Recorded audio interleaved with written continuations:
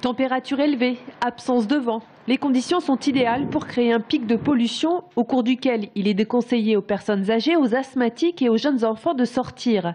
Mais une récente étude menée par l'Institut de veille sanitaire montre que l'exposition à la pollution atmosphérique sur le long terme peut-elle conduire à des décès.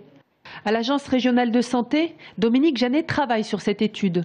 Pour Tours, comme pour de nombreuses villes françaises, ses conclusions sont simples. Oui, la pollution est responsable de pathologies chroniques de type cardiovasculaire, mais également de certains cancers. La pollution va aggraver une pathologie existante ou alors participer à sa survenue. On pourrait, si on respectait les valeurs du guide de l'OMS, notamment pour les particules fines, eh bien, on pourrait éviter 83 décès par an. Et d'autre part, on pourrait gagner 8 mois d'espérance de vie à 30 ans. Et si l'Organisation mondiale de la santé traque la présence de particules fines, c'est parce que sur ces petites poussières s'agglomèrent tout type de pollution, celles notamment dues à la combustion, comme lorsque l'on utilise sa chaudière à la maison, la pollution des usines et des industries, pollution évaluée et étudiée à la loupe par l'IGER, le réseau de surveillance de la qualité de l'air.